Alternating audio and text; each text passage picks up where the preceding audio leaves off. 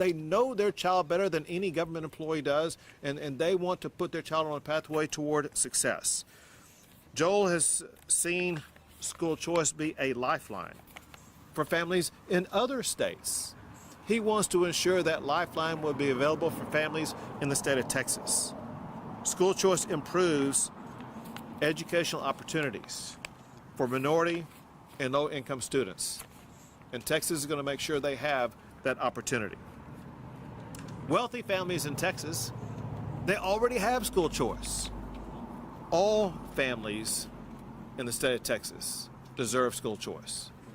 And that's going to happen because of the elections that happened last night. I made sure that we would elect Republicans to the Texas House of Representatives in sufficient number to be able to pass a school choice plan just like the Texas Senate has passed many times. With the results that came in last night, there was a tidal wave of support for those House candidates that I supported.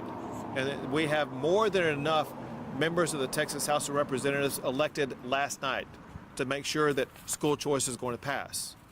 And let me be clear about this also. Most of those candidates that I campaigned for in the general election, they were opposed strongly because they supported school choice. And even though they were opposed and had, in some cases, more than $1 million spent against them, those candidates prevailed because families in those House districts embraced and wanted school choice. So here's where we are. It's important to understand, as some people have debated the issue over the past session, over the past decade, they make it sound like you can't have both school choice and robust public schools.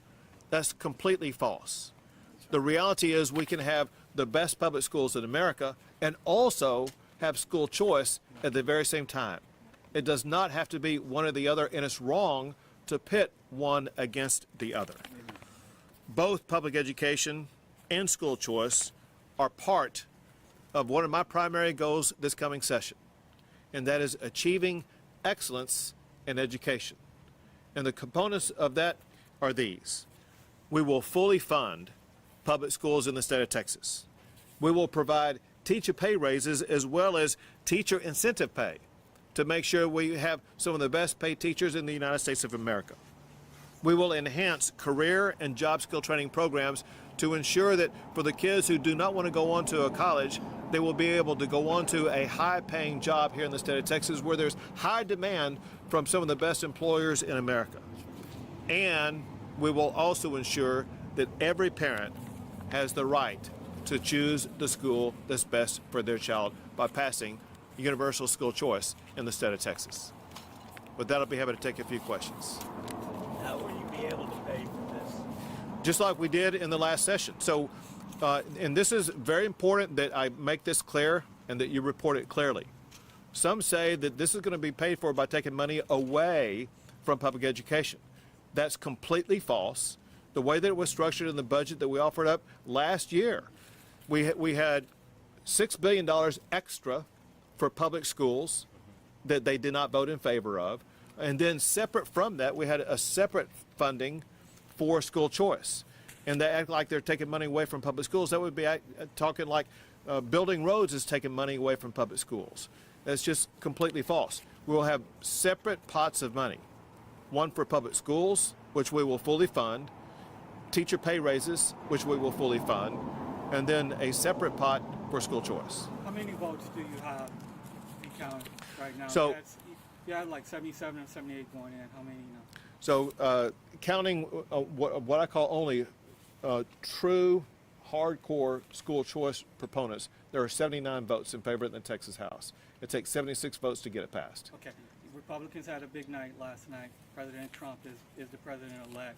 Do you agree with his plan to have the largest mass deportation in the history of the country? And if so, will you help? So know this, and that is, know as he has talked about this and elaborated on it, he's going to do what almost every American agrees that he should do, and that is first find all the criminals who are here, who crossed the border illegally and committed a crime in the United States or had a criminal background before they came into the United States, and either jail them or remove them from the country. The last thing they should be doing is roaming the streets like what Kamala Harris and Joe Biden have allowed to do.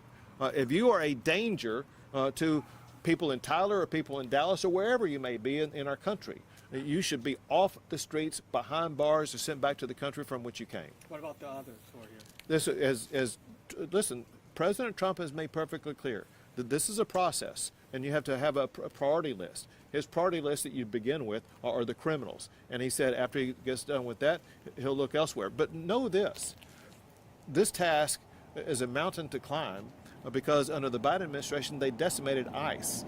ICE is the primary federal agency that's in charge of this. It's going to take Trump time to build up the ICE enforcements like what last existed when he was last president, as well as the Border Patrol agents. And it's nothing that's going to happen overnight. It's a process to get there. And that process begins with building ICE, building Border Patrol agents, removing the criminals first, and then we'll see where it goes from there.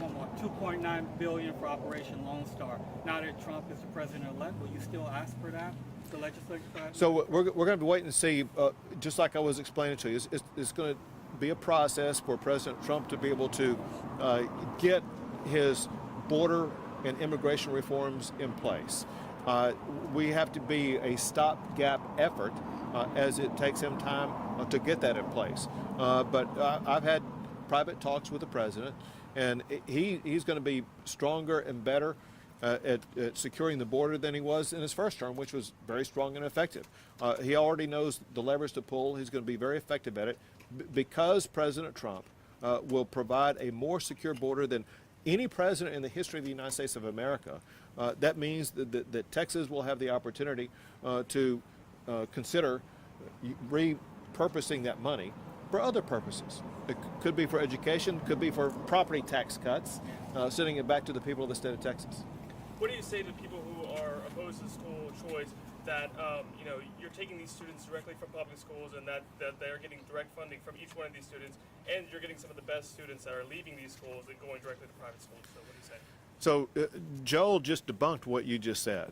I don't think Joel is getting the best and brightest students here, with all due respect. Amen. I mean, you may. I don't want. And so Joel is and understand this also. Joel's not like the only person in the state doing this. We have people in every community doing what Joel's doing in one way or the other.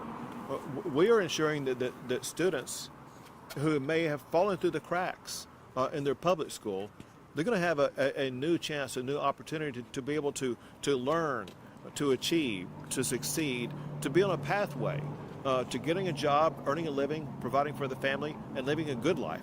And that's exactly what the students are getting here at this academy. And we want to see other students in every community across the state of Texas be able to access that same opportunity. Governor Abbott, two more, guys. You made it all the way here to East Texas to have communication with a private school like Kingdom Life. What kind of communication and outreach and effort have you made to speak with the public schools in the area in East Texas? So listen, the communication with all schools, we don't bifurcate this or trifurcate it. We're talking to educators, and we'll talk to educators about things, if you want specifics. The massive reforms that we've undertaken when the state of Texas took over HISD in Houston, Texas, and we saw what worked there, what didn't work there, and we were taking from their standards that we can apply more across the board. But whether it be in small towns, large cities, we're going to be working with educators across the board. Easy example. One thing that I've heard from educators that their top priority is, and that is increasing teacher pay. Know this fact, and that is if you look at all the money that was spent on public education last year, only a third of it went to teacher pay. That is wrong. I'll tell you this other fact, which is just amazing. Texas led all states on what's called capital expenditures. They're spending money on buildings. No state spent more money on school buildings than the state of Texas. We need to reprioritize our spending and focus it on what we consider to be the most important thing about education, and that is our educators, not administrators. And we will be working to increase teacher pay, which is the thing I hear the most as I talk to educators across the state. We have time for one more.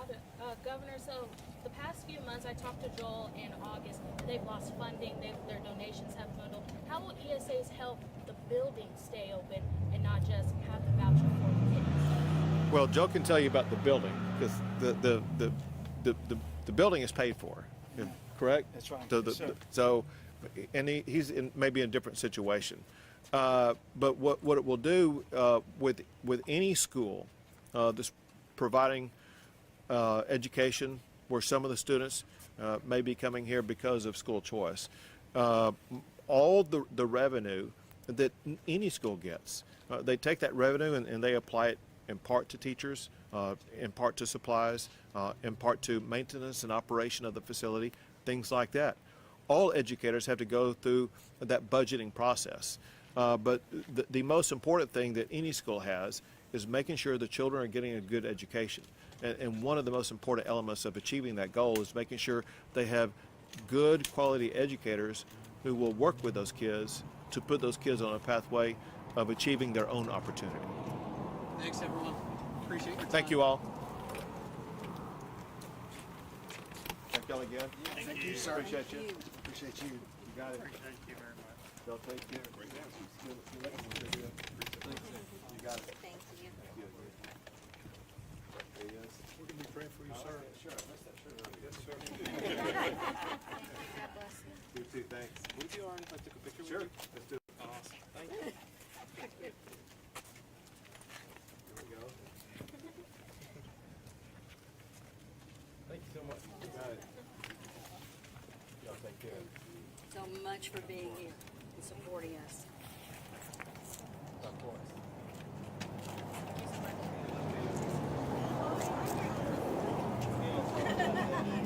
Thank you.